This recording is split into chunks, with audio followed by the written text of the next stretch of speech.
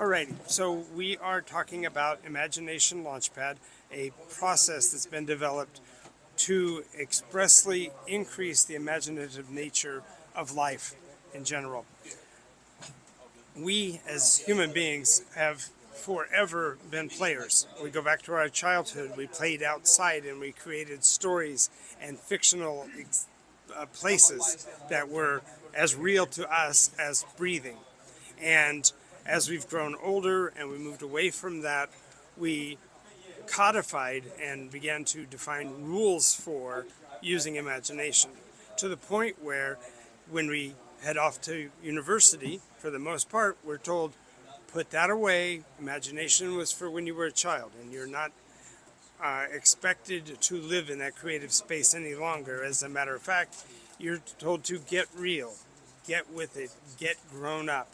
And Imagination Launchpad catapults us back to that place where we were, because it's a way of reinvigorating our youthfulness, our understanding of life, and our interaction with each other in ways that hasn't been touched for, I would say, 2 or 3 decades. We look at the world right now and we realize that the concept of games, playing games, is a big idea whose time has come. We, as gamers, have things in our lives that the world really needs to be able to see, but they can't because they've locked it away and blocked it away. When I speak of the big idea, I look at that as an acronym. BIG standing for the benefit of the doubt. The first thing that we as a gamer, person who's going to play games with you, has is that we have to assume that the people we're playing games with want to follow the rules, want to adhere to the agreements that our culture, our play would require, and are therefore interconnecting with an understanding of shared awareness. And in the world today, we don't have that. People automatically assume that if you say something, you meant to be hurtful. If you have an opinion, you meant to be damaging with it. And the reality is that gamers come to the table, we just want to play. We just want to engage with one another. So we have benefit of the doubt that we can provide. The second thing that the games community has that the world needs is inclusiveness. There's a lot of talk today about DEI and whether or not you're being inclusive enough, or if you're crossing boundaries to make friends. The reality is that a game player just wants to play the game. It's going to take 2 to 4 players. By golly, I don't care who you are, sit down, we're going to play the game. We're going to enjoy our experience. And yeah, exactly. And in addition to inclusiveness, which is really important, we also have something else that the world doesn't have really, and that's graciousness. Now, I kind of have to be careful with this because the concept of being gracious is carried forward whether you're a winner or a loser. If you are in a game and you play well, you may win, and if you win, you need to be gracious with that victory, because it really didn't have anything to do with something you knew that the other person didn't know. There was no favoritism. It was simply you played to a superior fashion. Likewise, if you lose, it's really important to be gracious about being a loser as well, because it happens often enough in reality that we are on both sides, both the winner and the loser, that we have to learn the graciousness. Gamers come with this. And even if we don't, we regulate, we self-regulate, because game players are, by necessity, game aficionados. They enjoy the experience, they enjoy the interaction, and that's what we crave, is that inability to interconnect. Now that leads us, therefore, from the big side of the argument, the acronym BIG, to the acronym IDEA. And these are the parts that the games community can provide that you're not going to find anywhere else. And the first of those is inclusion. And inclusiveness, it goes beyond just letting somebody be a part of what we're doing, but we need them. You can't play a game without all of the players at the table. If we're going to play a card game, we need at least 2 or 3 people to play. If you're going to play a role-play game, you're going to need close to a dozen. But that number of bodies simply gives you the ability to include. And that ability we have of being inclusive is something that you don't find in any other intercommunication. Human interaction is almost always my way or the highway, my cause or none. And the reality is that by the inclusiveness of games, we're now sharing an experience, and therefore we now have new interconnected perspectives that can be brought together. And this is really critically important going forward in the world, because we have to find ways to be able to identify with and recognize the other people at the table. And in other communications, we don't. We can draw a line and say, well, this is what I believe, and leave the rest out. But in the gamers world, we're going to be inclusive. We're going to be wanting to bring that other person's ideology into it. The next thing we bring is determination. You don't play a game to lose. You don't play a game to just try. You play the game to be victorious.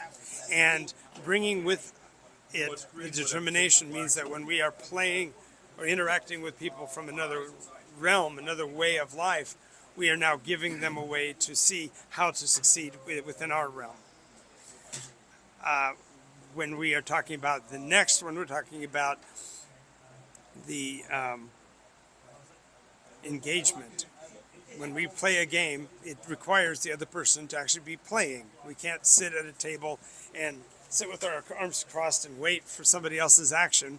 We have to have them engage with us. And that engagement really is where the game playing philosophy, the very concept of Launchpad, really takes flight. Because when we are looking at the determination and the engagement, we're bringing people into the world we're living in, so that we're no longer letting them stand on the sidelines.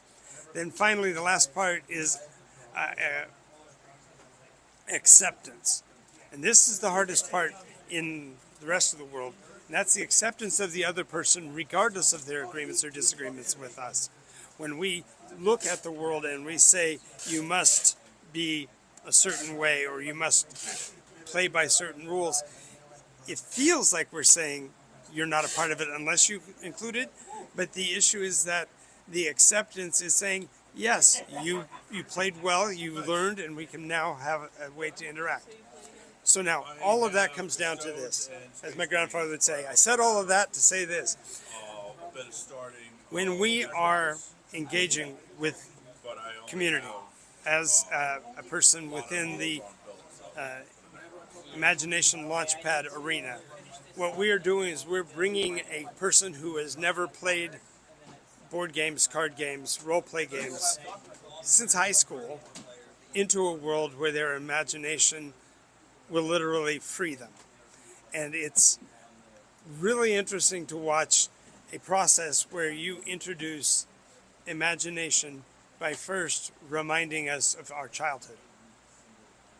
The world as we know it pretty much leaves childhood behind. Once you reach a certain level of seniority, a certain level of adulthood, no one mentions your childhood anymore. No one talks about playing outside anymore. We don't.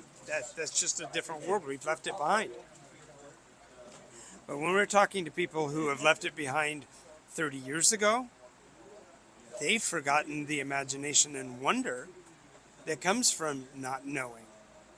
The idea that I'm introducing you to yourself 30 years later and giving you permission to be as curious and inquisitive as you were. I'm now giving you a gift that you can't find anywhere else. And yet, I'm also giving you the very stepping stones to friendships, interconnections in ways that you haven't messed with since then. And if you remember, when you go out and play as a child, and you're out with your friends, you forget what time is, right?